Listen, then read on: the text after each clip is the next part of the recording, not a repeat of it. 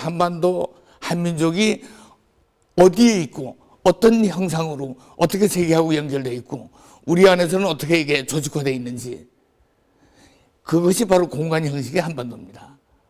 그래서 그 전체를 얘기하는 건 매우 어려운 일이기 때문에 오늘 제가 하고자 하는 것은 한반도의 중심인 서울 수도권 일대, 그리고 서울 수도권과 대응되는 지방권. 근데 지방권은 우리가 얼핏 생각하기에 수도권의 모든 것을 항상 빼앗기고만 있는 지방이라고 생각하지만, 정작 지방권을 가만히 생각해 보면 이게 역사가 2000년이 된 신라, 백제, 가야의 나라였던, 인구가 2,500만이고 소득도 경제 규모도 수도권 못지않은 스웨덴보다 5배나 큰 국가 스케일의 영역입니다. 그 지방권을 어떻게 할 것인가.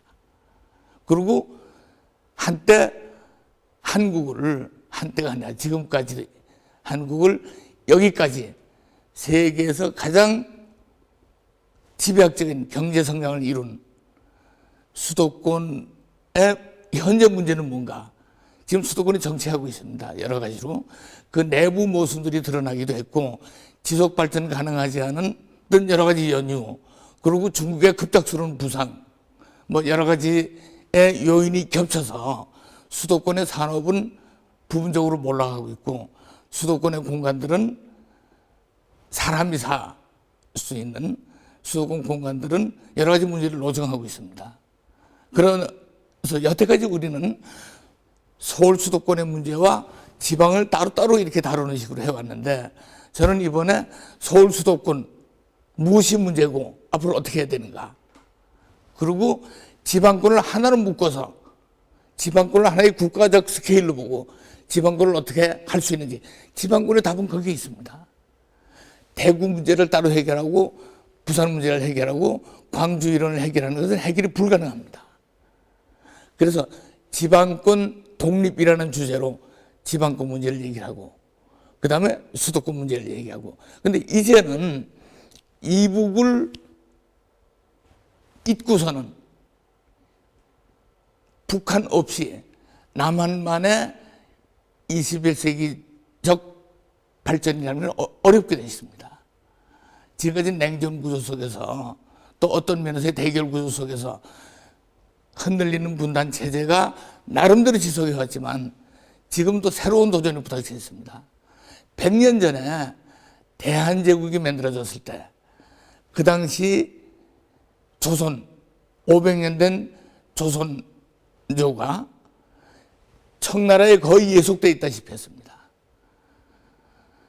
그리고 일본의 강압적인 흡입이 계속됐고 시작되고, 그 사이에 고종이 러시아를 개입시켜서 대한제국을 선언합니다. 그러면서 500년 동안 그대로 있었던, 거의 변하지 않았던 한반도 인프라의 개혁을 시도합니다. 그러다가 10년 안에 참여를 하듯이 일본에 망합니다. 병합됩니다. 그리고 우리가 독립됐다고는 하나 정작 남한만과 북한의 분단 상태로 독립된 겁니다. 그러니까 우리가 온전한 한반도 한민족을 생각하자면 북한을 빼고 생각한다는 것은 완전한 한반도의 해결이라고 보기는 어렵습니다. 그래서 북한의 문제, 북한 개발의 문제, 우리 남한 쪽에는 어떤 면에서는 기적적인 성장을 이뤘다고 하나 내부 모순이라든지 지속 발전 가능하지 않은 여러 가지 문제들을 노정하기 시작하고 있습니다. 그렇게 나타난 것들이 수도권과 지방권의 괴리, 수도권의 부분적 몰락, 이런 것들이 일어나고 있습니다.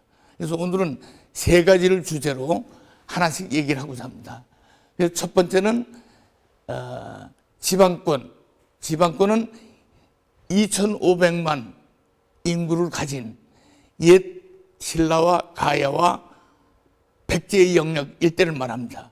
요 지방권에 대한 거. 그 다음에 서울 수도권 2,500만. 그리고 북한권역 2,400만. 뭐 거의 비슷비슷합니다. 그 세 세대에서 나름대로의 발전 계획, 그런 성장 철학에 대해서 얘기를 하고자 합니다. 우리가 이 일을 저희 팀들이 한 40년 가까이 일을 해왔습니다. 그래도 우리만 한 것은 아니고 특히 지난 15년 동안은 세계적인 대학들하고 특히 그 문제는 이제는 한국이, 대한민국이 전 세계를 상대로 성장을 했기 때문에 세계와의 흐름의 교환 속에서 어떻게 할 것인가. 그래서 우선은 중국의清华대학 팀들, 그리고 이후에서는 가장 먼저 이북과 교류를 시작한 이탈리아, 그리고 뭐라고 해도 가장 큰 영향을 미치고 있는 미국, 그 세 군데의 가장 중요한 대학 팀들하고 함께 수도권의 문제, 지방권의 문제, 북한 개발에 대한 문제를 했습니다. 특히 이탈리아는 지방정부가 곧 중앙정부와 동등하게 모든 것을 해갑니다. 그런 점에서 크게 많이 도움이 되지 않았나 생각을 하고, 특히 베이징은 강력한 수도권이 전국을 끌고 나갑니다. 1,000만에서 1,500만 원 가까이 되는 베이징 수도권이 14억 인구를 끌고 나갑니다.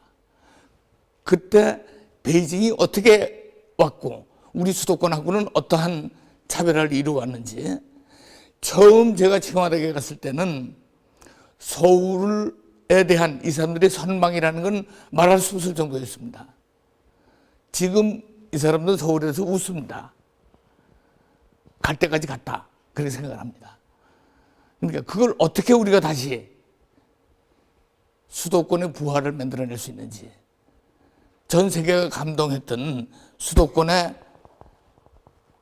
강력한 그 성장의 힘을 어떻게 되찾을 수 있겠는지 하는 문제하고 북한의 문제를 얘기를 하겠습니다. 이건 이제 우리가 건축 40년, 도시 40년을 예술현장에 전시할 때의 모습들이고, 지방권 자립에 대해서는 집중적으로 베니스 대학 팀들, 밀라노 팀 하고 일했습니다. 우선 밀라노나 베네치아는 이탈리아 이기를 원하지는 않습니다. 자기들은 독립을 하겠다고 할 정도로. 그리고 우리가 지금 주장하는 거는 지방권이 독립해야지 되지, 지방권이 지금과 같이 수도권에 각기 예속돼서는 더 이상의 발전은 없다 하기 때문에 밀라노나 베네치아가 좋은 예가 됐고, 물론 그건 1대1로 우리가 공부를 하는 것은 아닙니다. 그 팀들하고 함께 우리의 경우를 놓고 함께 공부를 한 것이고, 그런 결과는 밀라노에서도 전시회를 했고 베니스 대학에도 전시회를 했고, 아마도 내년 보면 베니스 대학에서 다시 전시를 하려고 합니다. 그러니까 지방이 잘 살고 농촌이 튼튼하고 중소도시가 강력한 도시가, 국가가, 그게 강국입니다. 우리는 군사강국, 경제강국을 강국이라고 생각하지만 정작 사람들의 삶의 질이나 미래 지수로 볼 때 가장 바람직한 것이 중소도시로 이루어진 지방권, 농축수산이 바탕이 되어 있는, 그러면서 창조적인 신산업이 함께 있는 지방도시를 육성하는 것이 아주 필요하고, 그렇게 지방도시를 육성을 하려면 지방도시가 조직화돼야 됩니다. 밀라노는 그대로 하나의 국가입니다. 롬바르디아라는. 베네치아는 교황하고 싸울 정도로 강력한 군대를 가지고 있었습니다. 그런 데들을, 그리고 베이징은 그야말로 전 세계 수도가 하나 있다 그러면 그게 베이징입니다.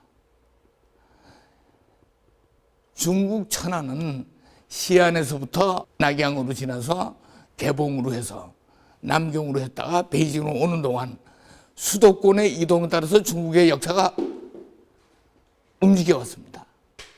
우리는 지금 수도권이 고정된 줄이 있습니다. 삼국시대의 평양과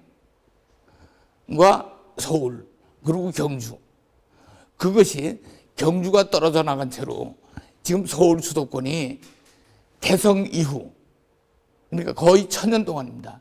1000년 동안 한반도의 중심은 지금 서울 수도권이었습니다. 그래서 그것은 베이징의 이해가 우리한테 큰 도움이 되지 않았나. 왜냐하면 역사 도시구역이 1000년 이상 지속했고, 그러면서 전국을 끌고 나간다는 것은 사람들이 모인다는 뜻입니다. 산업의 중심이 되고. 내가 있던 칭화대 같은 경우에는 중국의 각 성에서 학생들을 2명씩 뽑습니다.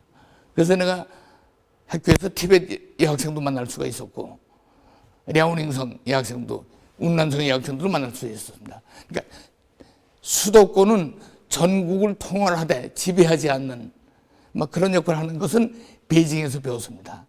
그 다음에 아무래도 지금 북한과 우리의 관계는 미국이 강력하게 개입이 되어 있습니다.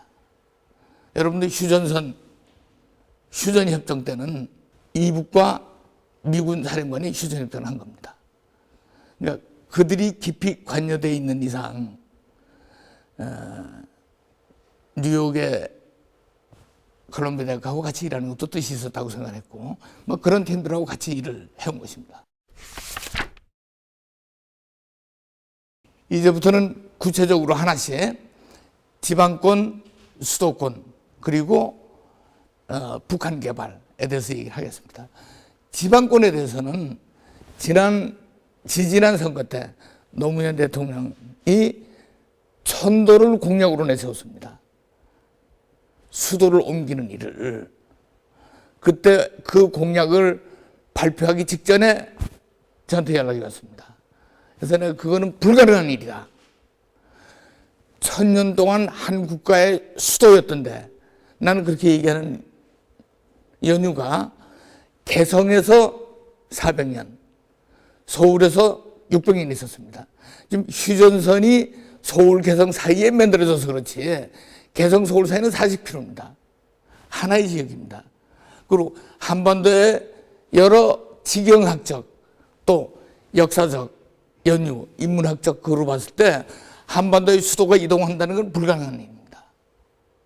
또 불가능하기도 하고, 그러나 수도권의 일극 집중, 지방권의 몰락 때문에 수도권의 주요 기능을 옮기겠다 해서 세종시를 강행했지만 헌법재판소 위헌을 받고, 결국 한 일은 과천으로 이미 가 있는 행정부처를 다시 세종시로 옮기는 정도였습니다. 그래서 처음 세종시는 수도를 옮기기로 해서 2천만 평을 사놓고, 정작은 과천이 이사 간 것밖에 안 됐기 때문에 지금 보면 요 일대, 이 전체 2천만 평 중에 100만 평이 안 되는 요 지역에만 현재 행정부처와 주거도 단지들이 들어가 있습니다. 그런데 우리가 지방권을 수도권과 버금가는 또 하나의 경제권력을 만들려면 지방권의 강력한 중심이 필요합니다. 그게 베스트팔렌주 같은 경우는 보온과 쾰른이 있습니다. 마찬가지로 세종시가 지금같이 행정부처나 내려가서는 될 일이 아닙니다. 그리고 지난번에도 그런 얘기들이 나왔습니다. 정치는 실질적으로는 국회의 입법과 행정부의 집행과 사법부의 재판으로 이루어집니다. 그렇다면 국회하고 행정부가 같이 있어야 되는 건 너무나 당연한 일입니다. 그래서 저는 이왕 판을 벌렸고, 그 다음에 지방권을 독립시켜서 수도권 못지않은 거로 만들려면 세종시를 완전한 지방권 수도로 만들자. 그러려면 그게 바로 제2의 수도가 되는 거다. 그러려면 국회의사당과 대법원과, 그리고 제가 주장했던 건 국립대학 통합본부입니다. 국립대학 통합본부와 워싱턴 DC의 스미소니안 같은 국가의 상징 권역, 문화예술의 집합지, 과학과 문화와 교육의 집합지를, 그러면서 요 일대를 지금 상당히 많은 교육 분야, 기술 분야에 있어서 다국적화가 이루어져 있습니다. 그런 것들이 본격적으로 일어날 수 있는, 그리고 지방권력이 수도권력과 경쟁할 수 있으려면 그런 다국적화가 이루어져야 됩니다. 그래서 여기를 다국적 도시, 국회가 있고 대법원이 있고 국가상징구역이 있고 국립대학 통합본부들이 있고, 그리고 거기에 다국적 연구소들이 들어오게 되면 나름대로 이것이 지방권력의 중심이 될 수 있습니다. 지방정부 2,500만의 수도가 되는 겁니다. 그럼 그게 암스테르담보다 더 큰 도시가 되어야 되는 겁니다. 여기서 보면 이게 지금 지방권입니다. 지방권을 보면 이렇게 영남권이 있고, 영남권이 1,100만입니다. 그 다음에 이렇게 이게 충청 호남권이 700만입니다. 이 두 개가 합해서 한 1,800만. 물론 그 변두리까지 해서 2,500만이 됩니다만, 이랬을 때 아까 여기에 통합된 이걸 대표하는 수도도 있어야 되지만, 문제는 지방권이 하나의 국가화 되려면 윈도우와 게이트가 있어야 됩니다. 우리는 지금 전체 경제의 90% 가까이가 수출에 의존하고 있습니다.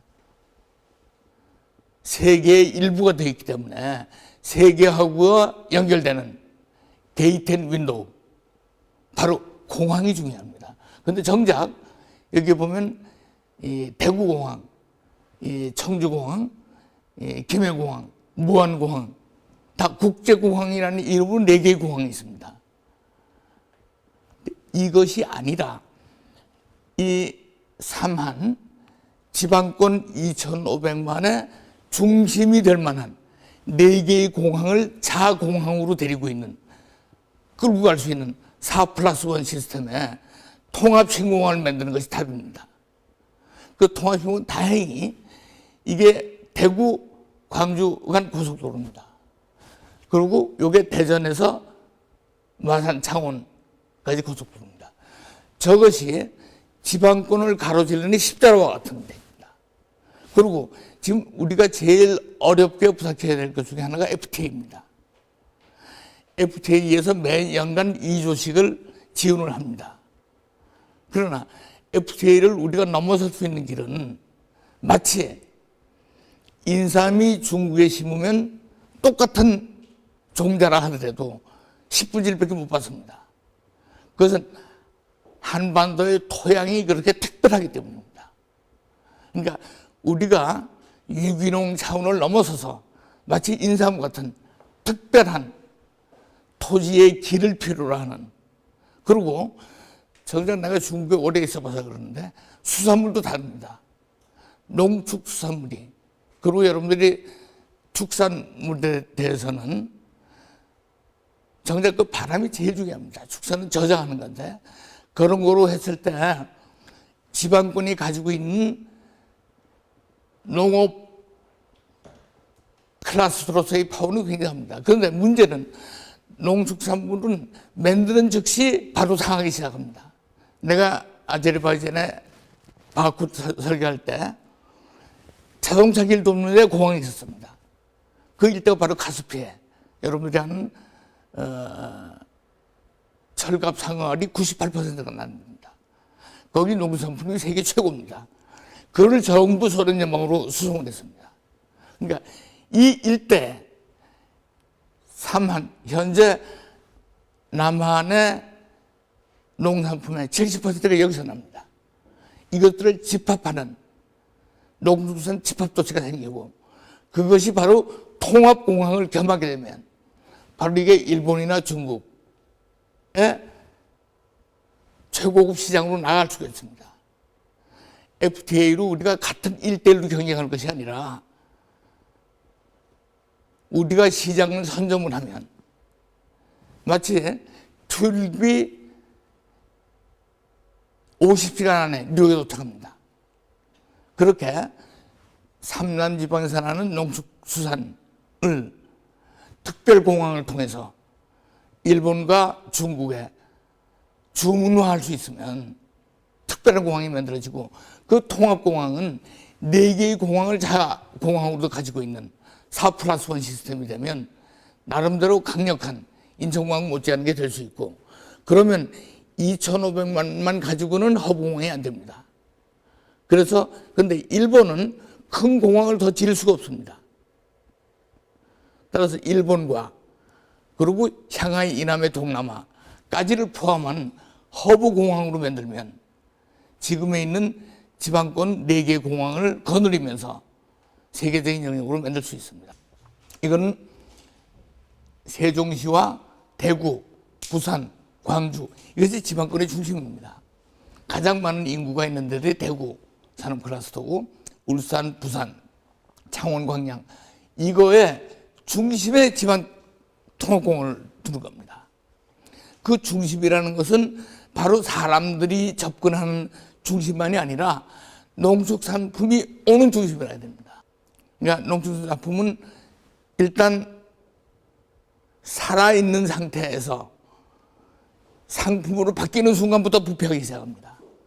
그걸 어떻게 철저하게 보호해서 상품화해서 그거를 거대한 시장으로, 세계 시장으로 내보내는 라인을 만들면 FTA를 통해서 우리가 보조금을 받을 것이 아니라 오히려 FTA를 타고 넘어갈 수가 있습니다. FTA를 파도 타기 할 수 있게 되는 겁니다. 그럴 때 그럼 어디가 돼야 될 것인가 하는 겁니다. 이 한국의 지방권은 처음 얘기했듯이 백제와 가야와 신라의 영역입니다. 한때 가야가 이 중심에서 가장 큰 중심 역할을 하고 있었습니다. 여기가 대가야입니다. 여기가 신라 영역이고 여기가 백제의 영역입니다. 그 가야, 대가야 자리가 바로 백제와 신라를 어우를 수 있는 자리입니다.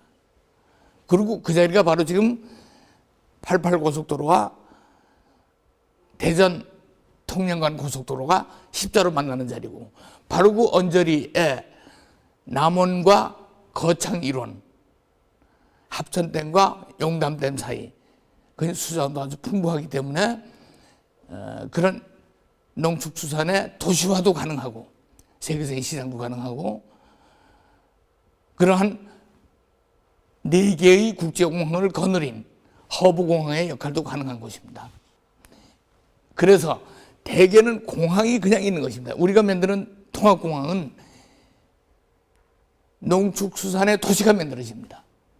그러니까 밭에서, 바다에서, 그리고 들판에서 소를 잡든 고기를 잡든 이 곡식을 수확하든 그 모든 것들이 제일 중요한 건 저장입니다. 순간적으로 저장을 해서 이게 포장이 되고 상품화되고 하는 것은 거의 5만 정도의 도시의 스케일이 필요합니다.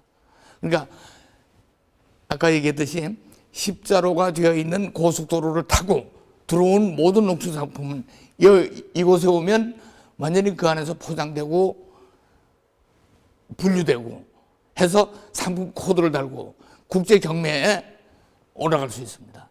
그럼 바로 여기서 비행기를 타고 베이징으로 가고 도쿄로 가고 하면 그것은 정말 특수한, 특별한 값을 받는 농축수산물이 될 수가 있습니다. 그래서 여기는 그러한 농축수산의 세계 시장이고, 이건 공항 런웨이고, 이건 이제 공항 관련 도시입니다. 이럴 때 우리가 지방권을 현대화할 때 제일 필요한 것은 결국은 지방권에서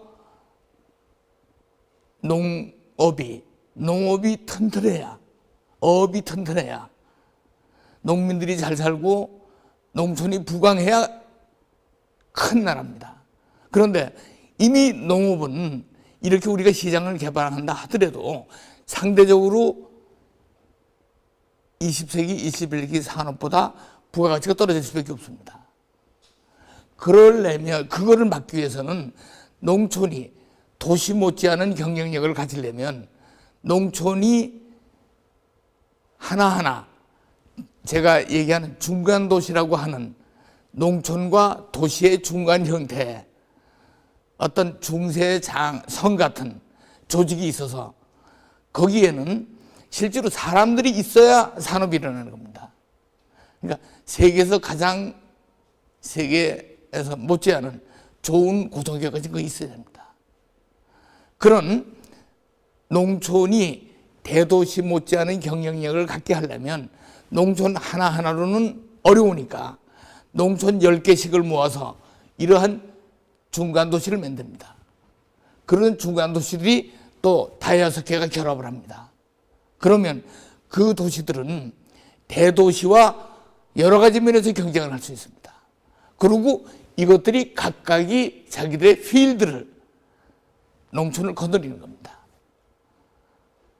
그럴 때 중요한 거는 실제로 농사를 짓는 게 중요한 것이 아니라 지은 농사를 여하이 상품화해서 도시화해서 전체로 나가야 되느냐 하는 거고, 농촌이 도시 못지않은 경쟁력을 가진 공항구조를 가져야 되는 것입니다. 아까 공항을 할 때 제가 이게 지금 88고속도로입니다. 아까는 고속도로 위에 활주로가 들어가는 계획이었는데, 이번엔 고속도로 전후에, 고속도로 동측에 식품도시가 들어가고 농축수산도시가 들어가고 좌측에 에어포트가 들어가고, 거기에 이 두 가지가 만약에 가능하면 그게 스키볼 에어포트나 암스테르담 못지않은 세계적인 명소가 될 수 있습니다. 이 세상에서 제일 사람들이 좋아하는 것이 맛있는 음식입니다. 좋은 볼거리도 중요하지만 이게 한반도에서 나오는 최고의 모든 요리와 모든 식품들이 집합하는 거대한 시장이 있고, 거기에 전 세계로 이어질 수 있는 공항이 있다면 여기에 그만한 투어리즘 시티가 생길 수 있습니다. 그 세 개가 삼합이 되면 인구 10만, 20만에 아까 내가 얘기한 중간도시가 탄생하는 겁니다. 그 10만, 20만의 도시는 서울의 어느 변두리 못지않은 보다 훨씬 나은 경쟁력을 가지게 되는 겁니다.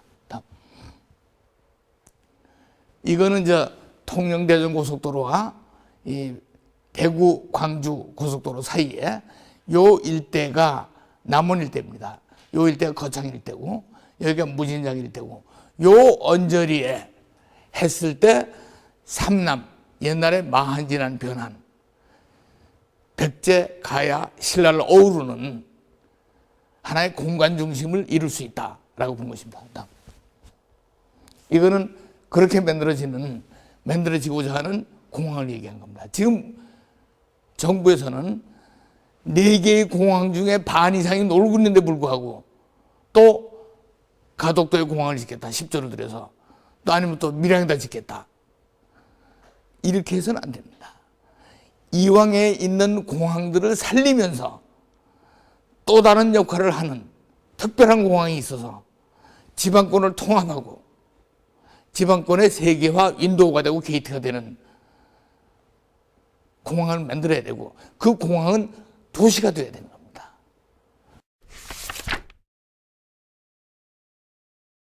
지방권이 수도권 못지않게 되려면 일종의 산업 클러스터가 형성이 돼야 됩니다.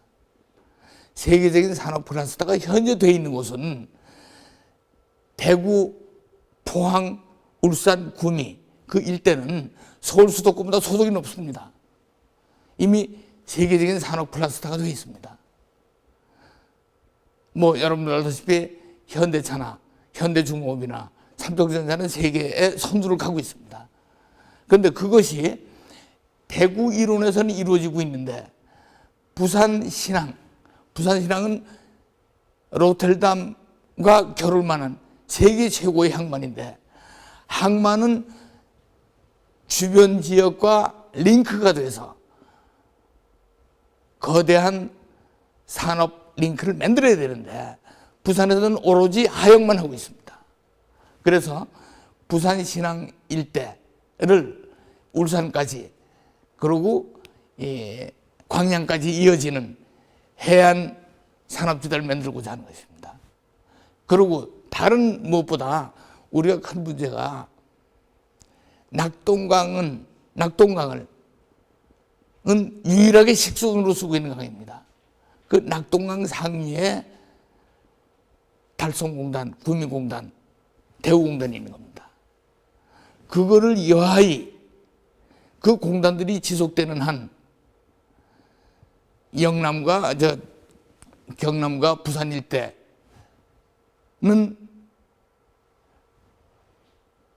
제대로 된 물을 먹을 수가 없게 되어 있습니다. 그래서 그리고 제일 문제는 현재는 구미에서도 인력과 토지입니다. 그러니까 낙동강은 그대로 두고 낙동강 옆에 운하를 만들어서 그걸 저는 선낙동강 운하로 부르는데 낙동강 운하와 낙동강 사이에 토지를 창출해서 거기를 세계적인 산업단지의 루트로 만들면 대구 일대의 산업 클러스터가 부산 신항에 자연스럽게 연결이 됩니다. 막 그런 것이 지방권을 살릴 수 있는 길이라고 생각합니다. 다음. 이거는 대구 일대의 산업 클러스터가 어떻게 이루어져 있는지를 보고 있는 것입니다. 이건 아주 성공적으로 현재 작동이 되고 있습니다. 이건 이제 부산 신항을 중심으로 한 이게 부산 지역 일대하고 해운대, 그 울산까지 이어지는 해안 어반 링크와 내륙 지방의 도시군들이 어떻게 연계돼서 세계적인 산업 플러스를 만들 수 있는지 하는 것을 다이어그램으로 보인 겁니다. 부산 신항이 세계에서 가장 강력한 항만인데도 불구하고 배후의 산업단지가 없기 때문에 로텔담과 같은 규모인데 부가가치가 7분의 1밖에 안 됩니다. 마치 낮은 선봉에 항만을 만들어서 오로지 하역기지로만 쓰는 것하고 똑같습니다.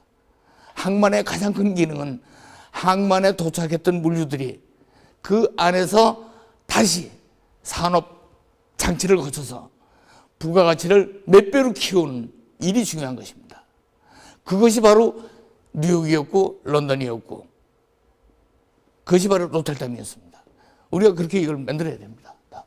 그리고 지금 우리가 호남 일원, 다도해, 서남해안 일대는 영남의 개발이 집중되는 바람에 천혜의 자연이 그냥 남아 있습니다. 전 세계 산업의 15%가 투어리즘입니다.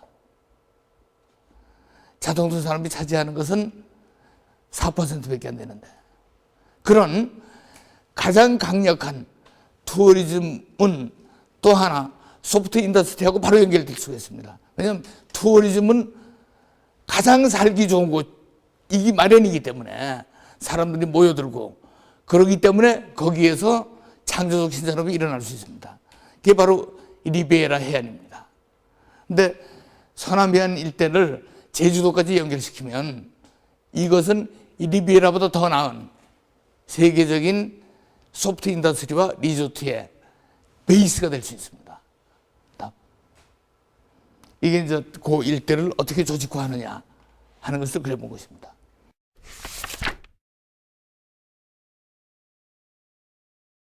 서울 수도권의 인간 산업이라고 좀 부르는데 그게 서비스 산업일 수도 있고 여러 가지 이 장치가 아닌 인간들끼리 만들어내는 거대한 소프트 인더스트리가 서울 수도권 산업의 기반입니다. 그리고 지방권의 장치 산업과 서울 수도권의 인간 산업 이 두 개의 축으로 한국 경제의 성장을 이끌어 왔습니다. 근데 지방공단은 나름대로 세계적인 경쟁력을 가지고 있습니다.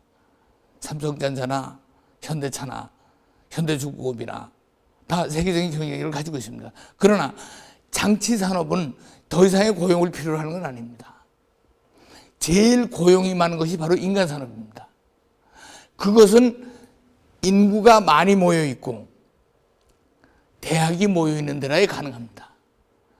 2002년에 내가 베이징에清華大 교수로 있을 때 장쩌민 주석이 당시 1월 1일 날 연설을 한 게 있었습니다.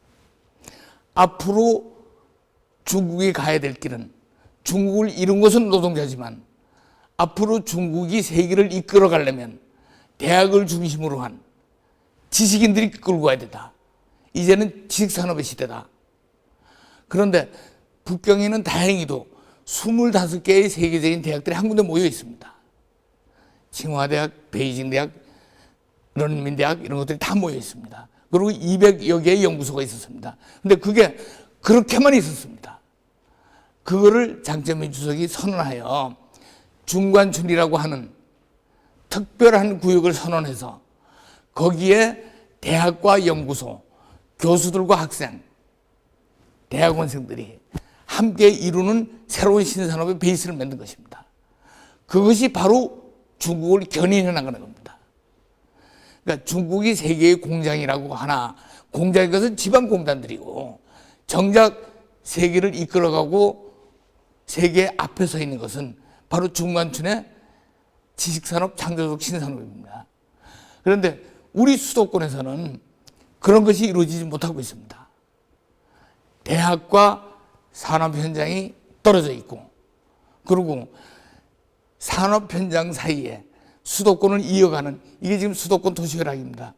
수원에서 개성으로 해서 인천에서 이어가는, 그러니까 도시라는 것은 수도권 2,500만이라 하나 이것이 조직화되지 않으면 인구의 오합지졸이 되는 겁니다. 산업에 있어서. 그것이 조직화된다는 것은 어떤 네트워크를 통해서, 가장 경제적인 네트워크를 통해서 전부 연결이 돼야 됩니다. 그리고 그 네트워크에 바로 시장이 있고 공장이 걸리고, 그 네트워크에 바로 교육기관들이 걸렸을 때, 대학이 걸렸을 때 그것이 가장 강력한 무기가 되는 겁니다.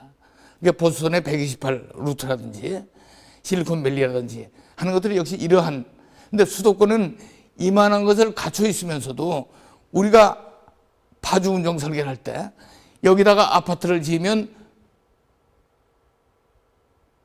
이건 그 수도권을 자멸하게 하는 겁니다.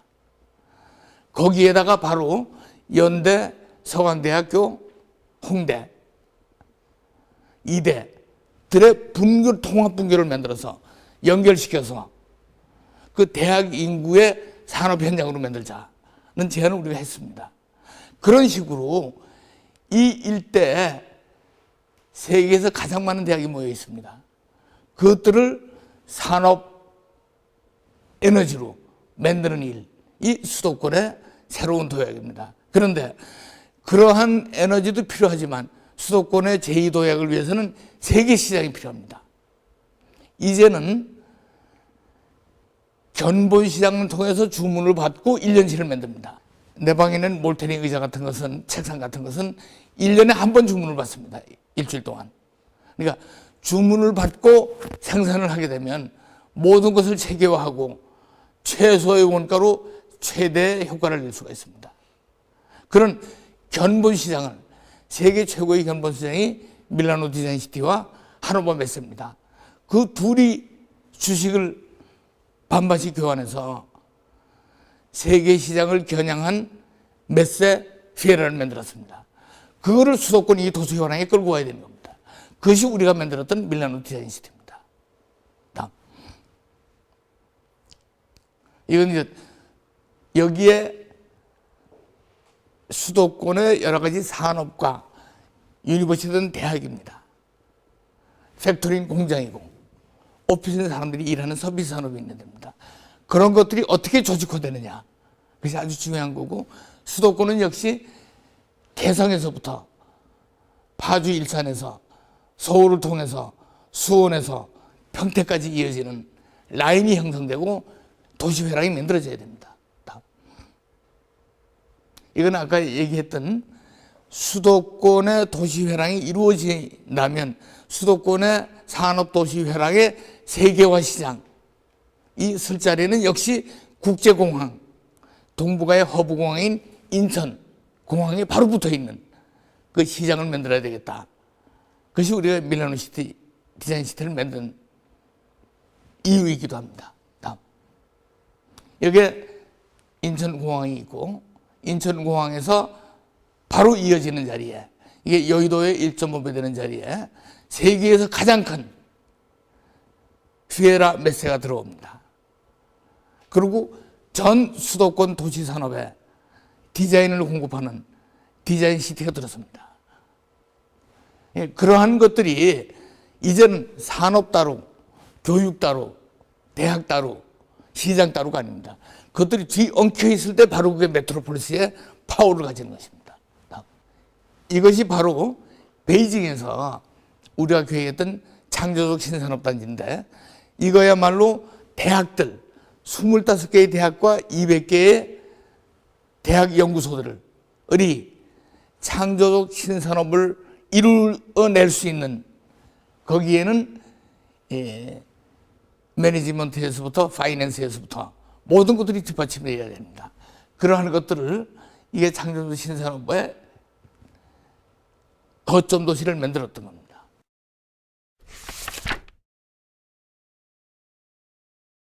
이게 지금 같은 스케일로 베이징의 중관촌의 도시들입니다.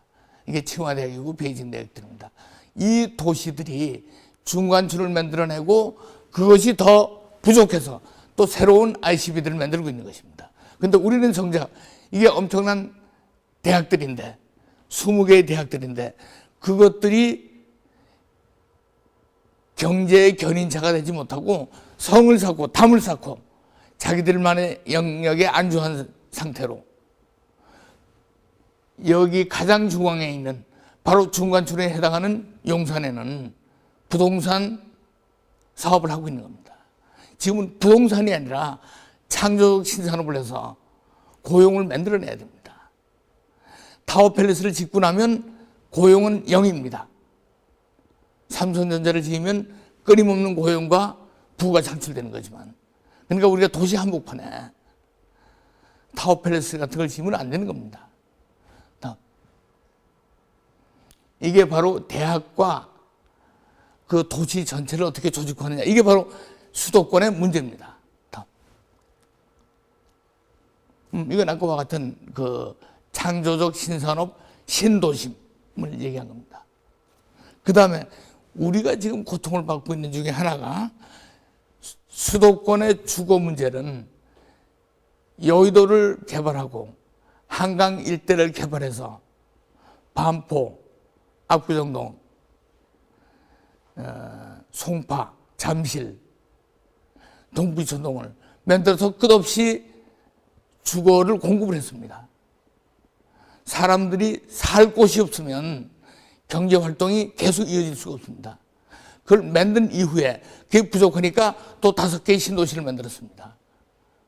그런데 경제는 계속 성장하고 움직이는데 토지는 부족하니까 지금은 강북의 대학이 있는 그 일대에다가 뉴타운을 만든 겁니다.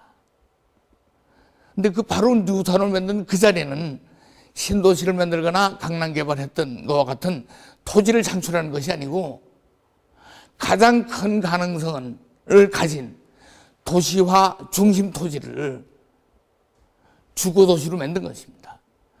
그래서 우리가 뉴타운을 개발한다면 이와 같은, 거주와 같은 초고밀도의 초정밀한 거의 과학에 가까운 특별한 도시를 만들어내야 됩니다. 바로 주거가 아니고 그 자체가 산업시설이고 그 자체가 공공공간이고 그 자체가 가장 살기 좋은 질 높은 주거공간인 것을 만들어내야 됩니다. 그것이 뉴타운 해법입니다. 이게 런던에 있는 바비칸 센터인데, 이거는 폭격으로 무너진 도심지 한복판에 대학을 세계적인 대학을 세우고 세계적인 아트센터를 세우고, 그러면서 초고밀도 주거단지를 집어넣어서 이 자체가 하나의 문화구역이 되게 하고 이 자체가 강력한 도시 역할을 할 수 있게 한 바비칸 센터입니다. 이런 식의 개발이 필요하다는 걸 생각합니다. 이 양반들은 예술현장 할 때 우리하고 같이 해서 이 양반들이 계속 2등을 하지 않았나 생각을 하는데, 이걸 이 양반들이 여기까지 올 때까지 15년 설계를 했습니다. 그만한 노력과 시간이 있어야 뉴타운을 할 수 있는 겁니다. 변두리에 신도시를 만드는 것은 누구나 할 수 있습니다. 기존 도시, 100년 된, 50년 된 도심에 이왕 모든 도시시설이 들어와 있는 곳에 그 밀도를 높이고 활성화하고 새로운 경쟁력을 불어넣기 위해서는 엄청난 고밀도의 설계가 필요한 것입니다.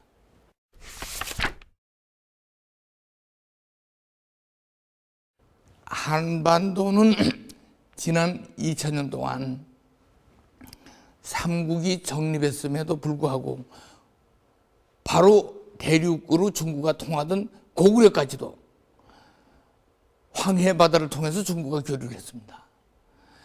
황해에 면하지 않은 신라도, 바로 최초도 배를 타고 중국으로 건너갔습니다. 그러니까 중국과의 문명적 교류, 상업적 교류가 끊임없이 1000년 이상 동안, 1500년 동안 황해에서 일어났습니다. 그러던 것이 지난 100년 동안 중국이 아편전쟁으로 문을 닫고 주구의 장막을 친 이후에 닫힌 바다가 됐습니다. 그것이 한중수고 이후에 다시 열리면서 세계에서 가장 번성한 도시화 영역이 됐습니다. 중국의 동부 해안은 한때 미국의 동부 해안이 번성했던 것을 3배, 4배 뛰어넘는 세계 경제의 심장이 되어가고 있습니다. 그 황해의 반대편에 우리는 동해라고 부르고 일본 사람들은 일본해라고 부르는 바로 그것이 동해 일대가 지금은 새롭게 부상하고 있습니다. 그것은 앞으로 세계 에너지의 다수는, 대부분은 무공해 에너지인 LNG로 바뀌어갑니다. LNG를 세계에서 가장 많이 매장하고 있는 곳이 시베리아 일대입니다. 그리고 가장 많이 쓰는 데가 일본하고 한국입니다. 그리고 세상에서 가장 단위 지역당 곡물을 많이 생산하고 공산품을 많이 만들어내는 것이 동북 삼성입니다. 그것들은 어떻게든지 바깥으로 나가야 됩니다. 태평양을 건너서 해외로 가야 됩니다. 그리고 일본의 수많은 공산품들은 지금은 배를 타고 수에즈 운하를 지나서 유럽으로 가고 그 다음에 미 대륙으로 갔습니다. 그런데 그것의 더 큰 시장이 중국과 유럽입니다. 중국과 유럽으로 갈 때 그 가는 길이 바로 철도입니다. 철도의 스피드가 내가 고등학교 다닐 때는 대개 한 40km입니다. 지금 한 300km까지 나옵니다. 그렇게 되면서 이 지도가 달라진 겁니다. 철도의 르네상스가 드디어 생긴 것입니다. 그런데 그렇게 되다 보면 동해 일대가 황해 못지않은 경제권역이 됩니다. 일본과 러시아와 중국과 남한과 북한이 어울려 있는 그게 바로 제2의 황해 다음에 블루오션이 되는 겁니다. 그런데 그 두 개가 지금 맥혀 있습니다. 한반도로. 그 둘 사이를 파나마 운하나 수에즈 운하 같이 뚫는다면 엄청난 대지각 변동이 오는 겁니다. 물론 그것이 파나마 운하나 수에즈 운하 같이 몇만 톤, 몇천 톤의 배가 지나다니는 것은 아닙니다. 프랑스에서 피레네 산맥이 가로막혀 있기 때문에 보르도강이 오다가 툴루즈에서 멈췄습니다.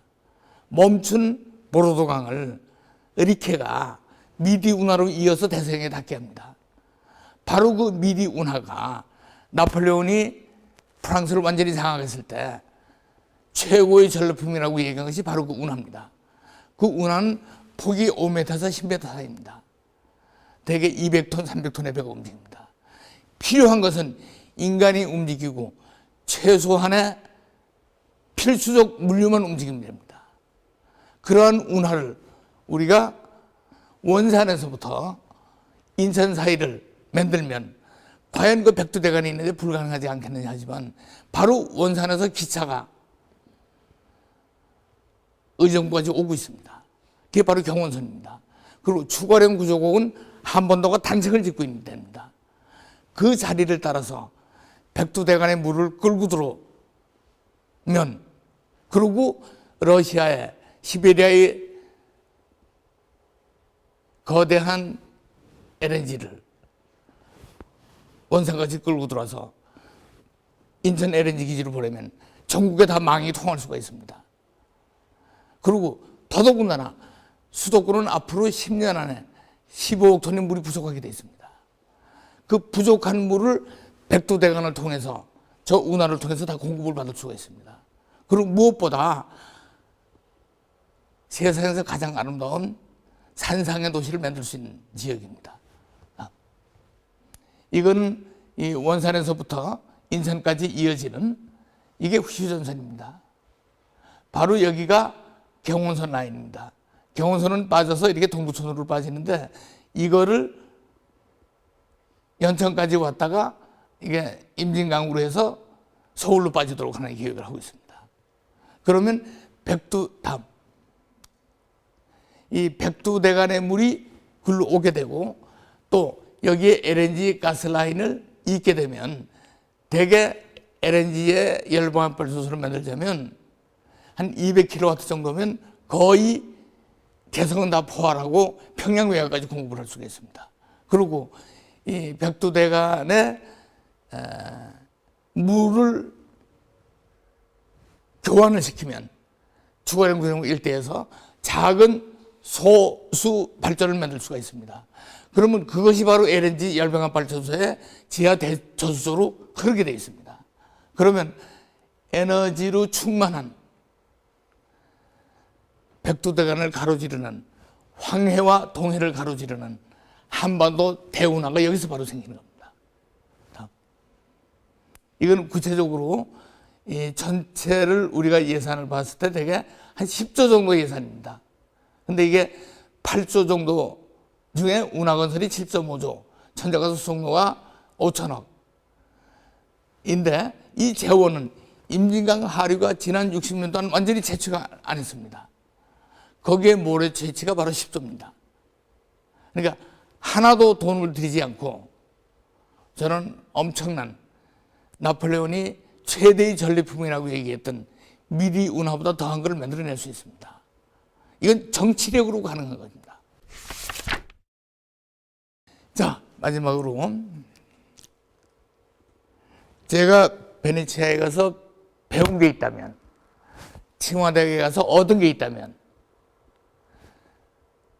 압록강이 아니고 북한이 개발은 대동강이나 압록강이 아니라 바로 두만강이다 는 거였습니다. 두만강은 세계에서 지금은 아마도 가장 많은 현금을 갖고 있는 일본, 또 미국까지 포함한 나라들이 중국으로 들어가려고 하는 바로 교두보인 땅입니다. 그리고 러시아가 그 엄청난 양의 천연가스를 사할린에서 역류해서 유럽까지 갈 수는 없는 거 아닙니까? 그것이 바로 최대 수요지인 한국과 일본에 팔 수 있는 바로 라인이 연결되는 겁니다. 그리고 중국의 동북 삼성의 공유, 물류들은 이 나올 수 있는 유일한 길이 바로 이 길입니다.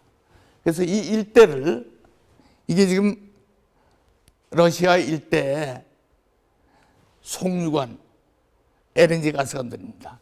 그런데 뒤엉켜 있는 것들이 모이는 자리가 바로 여기입니다. 그러니까 지금은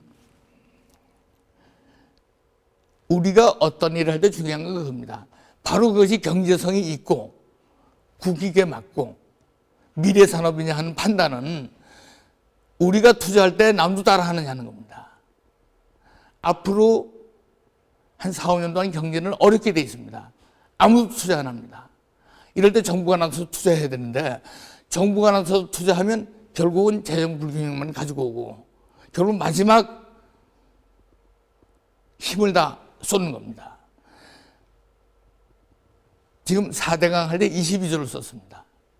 22조에 국제자본이 단 하나도 투자하지 않았습니다. 그런 가치가 없다는 얘기입니다. 그러니까 그 사업이 4대강을 살리든 혹은 농촌을 살리든 그거하고 상관없이 경제적으로는 별 의미가 없었다 이런 얘기입니다. 투자 가치가 없었다는 얘기입니다. 나는 이 일대가 두만강 하구에 우리가 만든 마스터 플랜을 세계에 보이면 러시아와 중국이 투자하는 건 물론이거니와 또 우리도 투자하기 마련이고 세계 자본이 투자하게 되어 있습니다. 앞으로 5년 동안 또 혹은 10년 가까이 끊임없이 불황이 계속되면 그건 다들의 예측인데, 그런다고 보면 세계는 지금 현재 금본위 제도가 아닙니다. 돈을 끊임없이 찍어내고 있습니다. 그 돈들이 투자할 때를 찾기 마련입니다. 그 최고의 자리가 내가 보기에는 두만강 하구, 러시아와 중국과 북한이 접경하고 있는, 그리고 바로 그 자리가 다음, 이게 러시아의 가스론들이고 다음, 이게 만주 청난 열도입니다. 이것은 곧바로 이어져서 중국 횡단철도로 이어지고, 이것은 바로 시베리아로 이어지는 겁니다. 이 두 개가 만나는 데가 두만강 역입니다. 그건 두만강에서부터 한 30km 떨어져 있습니다. 그리고 두만강은 겨울에 얼고, 그러니까 사람들이 생각을 못한 겁니다. 근데 요 일대가 선사시대, 구석시대 때부터 청동기 시대까지 15만여 된 인간들이 살았던 데입니다. 그리고 여기에 베니스와 같은 라구나가 있어요, 앞바다가. 그래서 바로 이 두만강역에서부터 운하를 파서 이 굴포항에 닿게 하면 거기는 수심이 바로 20m입니다. 그러면 바로 두만강역이 동해에 면하게 할 수 있고, 바다에 세계로 통하는 바다를 면하게 할 수 있고, 바로 거기서부터 항만을 만들고 이 두 개를 연결하면 그런 운하를 만들면 자동적으로 공항을 만들 수 있게 됩니다. 여기가 요 일대를 우리가 두만강하고 다국적 도시라고 하고, 이번에 세계 투자를 유치하고자 하는 겁니다. 이 세계 투자를 유치하자면 완벽한 설계도와 탁월한 지도자가 있어야 됩니다. 이 완벽한 설계도는 우리가 만들 수 있습니다. 이걸 세계에다 팔고 세계의 자본을 유도하는 그런 대통령이 나오면 이것은 가능한 일이고, 이것이 되면 낮은 선봉은 저절로 살아날 수 있습니다. 지금 보다시피 낮은 선봉에는 만주 횡단철도나 러시아 횡단철도가 닿지 않고 있습니다. 어차피 지선으로 만들어야 됩니다. 바로 여기에 세계적인 판을 만들어 놓으면 낮은 선봉은 저절로 되게 되어 있는 겁니다. 그리고 여기에는 요 두만강 하구 일대, 러시아와 중국과 북조선이 만나는 자리에 100만 평씩 300만 평의 도시를 만들고, 그리고 거기와 굴포항을 수로로 연결하고, 운하로 그 수로 바로 옆에 공항을 만들고, 그 수로가 닿는 자리에 플로팅 스토리지를 둬서 여기를 항만으로 만들면 바로 요 일대가 15만 년 된 이 선사시대 유적지입니다. 요 일대까지 포함하면 이 일대를 세계적인 무역과 관광, 그리고 산업과 문화의 도시로 만들 수 있게 되는 겁니다. 이런 청사진을 우리가 제시하고 우리도 투자하고, 그럼 일본은 당연히 이 굴포항만 오면, 일본에서 모든 물건들이 굴포항에 오면 바로 유로까지 갈 수 있는 겁니다. 철도는 밤이고 낮이고 달리기 때문에 이게 바로 이 중국과 러시아와 한국이 북한이 만들고 있는 300만 평의 시장 도시고, 바로 그 근처에 공단 도시가 생기고, 이 사이에 운하가 이어지고, 이게 굴포항이 만들어지고, 이게 굴포 선사리 유적지가 만들어지고, 여기에 공항이 있고, 항만과 공항 사이에 공단이 만들어집니다. 그러면 이것은 세계적으로도 이만한 조건이 되기 어려운 훌륭한 도시가 되는 것입니다. 이거는 아까 제가 얘기했던 바로 여기 있는 모형인데, 도시와 농촌의 중간 형식, 도시의 경쟁력을 갖고 도시 요소를 다 갖고 있으면서도 농촌을 포괄해서 여러 개가 모여서 하나의 중간 도시를 만들 수 있는 그러한 도시의 모델입니다. 이것은 이 자체가 전체가 에너지를 만들어내고, 이 자체에서 작업자족이 이루어지고, 이 안에서 작업자족만이 아니라 고등학교까지 모든 것이 이루어지는 중세, 우리가 알고 있었던 툴루즈와 같은 도시가 되는 것입니다.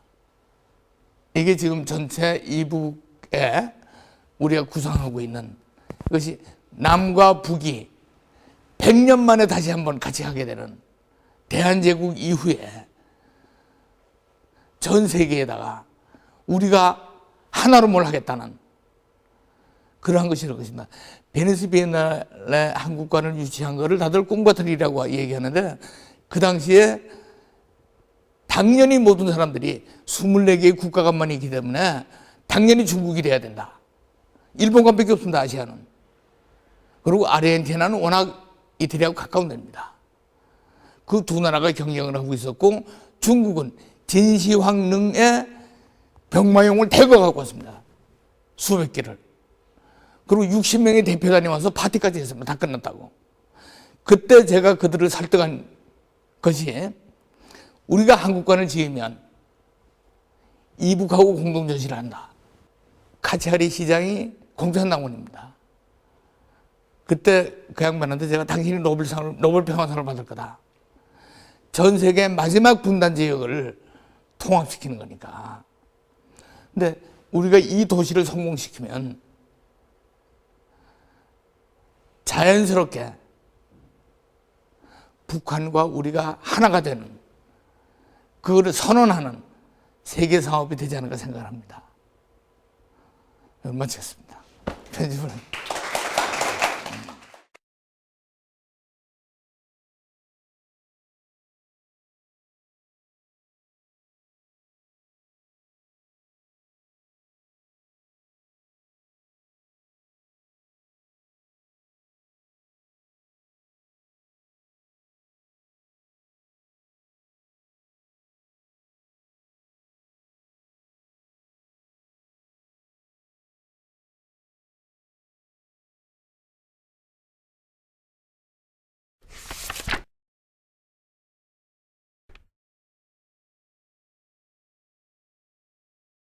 오늘 이 행사는 저로서는 특별히 뜻깊다는 생각이 듭니다. 접근하자 많은 사람들이 내년에 새 정부가 출발하면서 이제까지는 좀 다른 세상을 살아보자 하는 그런 여론을 갖고 있는 것을 합니다. 그래서 저는 그걸 2013년 체제라는 말로 표현하게 됐습니다만 그 2013년 체제를 좌우할 중요한 그 대통령 선거가 지금 임박해 있습니다.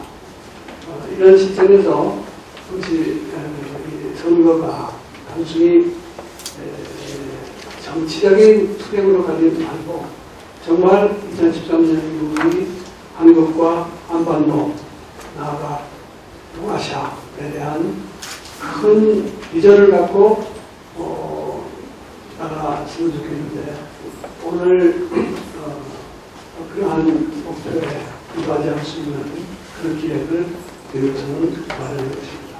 어느 지역에 공항을 지어주겠다, 도로를 지어주겠다 이런 차원이 아니라 근본적으로 디자인, 우리의 미래를 꿈꾸고 디자인할 수 있는 그 기회가 왔습니다. 그래서 큰 전환을 이룰 수 있는 그 밑그림을 그려주신 데 대해서 너무 애쓰셨고 저는 동시대의 한 사람으로서 선거를 떠나서 고맙습니다 이런 말씀 드리고 싶습니다. 고맙습니다. 한반도의 새로운 시대에 대해서 상상력을 갖게 만드는 그 좋은 제안이신 것 같습니다. 특히 저는 그 남북 문제 쪽에서 10여 년 일을 해오면서 그 북은 우리 민족한테는 보살펴야 될 대상 이렇게 이제 접근도 많이 합니다만 정말 기회의 땅이다 이런 말들을 많이 했고. 예, 그럼 종합 토론을 시작하겠습니다. 2,500만. 저도 이 내용을 읽고 저도 국토교육에 오랫동안 관여하고 그랬습니다만은 보고 상당히 놀랐어요. 물론 다른 계획들도 다 놀랄 만한 아이디어인 건 분명한데 수도권과 지방권을 이렇게 둘로 나눈다 하는 발상은 여지껏 저는 다른 데서 한 번도 들어보지 못했습니다. 그 지방 그러면 수도권과 지방의 대립되는 감도로만 봤지 지방을 하나로 묶어서 수도권과 경쟁할 수 있는 권역으로 보자. 상당히 새로운 발상일 수가 있습니다. 통합공항을 만들어가지고 이제 그 농산물 세계화하고 농축산 이제 복합도시 사실 지금 그 말씀 굉장히 그 고마운 말씀이에요. 그 농촌과 농업이 살아야 이게 이제 나라 가지고 사는데 이 말씀은 고마운 말씀인데 이게 고민거리죠. 이거 어떻게 해야 되지? 참 이제 이런 생각을 항상 하고 있는데 선생님께서 이제 하나 좀 말씀을 해주세요. 금왕강 다국적 도시는 다른 측면에서 커다란 의미가 있다고 생각합니다. 아까 김 교수님이 강의하신 바와 같이 그 지점이 러시아와 중국과 남북한 또 일본 관계가 없는 것도 있지만 미국까지도 소위 말하는 국제 당사자들이 다 이해관계가 있는 데입니다. 한마디로 말해서 한국이 적극적으로 이 지역의 개발에 임한다면 정말 저는 성공할 확률이 크고 남한의 국방 경제권 진출에도 결정적인 기여를 할 수 있다. 더 나아가서는 우리가 그 분단을 정말 물리적으로 극복할 수 있다 이렇게 생각합니다. 우리가 섬나라의 문명을 극복할 수 있는 그런 사업이 안 되겠는가. 거기다가 금상첨화로 북한 경제, 비참한 북한 경제를 획기적으로 발전시킬 수 있는 그리고 평화를 정착시킬 수 있는 아이디어다 이렇게 생각을 합니다. 김 교수님이 그 한반도 브랜드 디자인을 이제 세 가지 부분으로 나눠서 설명을 하시면서 여기에 그 대통령 프로젝트라는 이름을 붙인 것에 대해서 설명을 하셨는데 그게 이제 그 한국의 100년 만에 오는 정말 그 한반도의 기회를 잘 살릴 수 있는 기회고 또 그 일제로부터 시작된 그 국가기관 기본 틀, 국가의 기본 틀이 왜곡되어 있는 것을 바로잡을 수 있는 기회라는 점, 그 부분에 대해서 동의하고 사실 그 정치 지도자들이 이 선생님의 말씀에 좀 관심을 기울였으면 좋겠다고 생각을 합니다.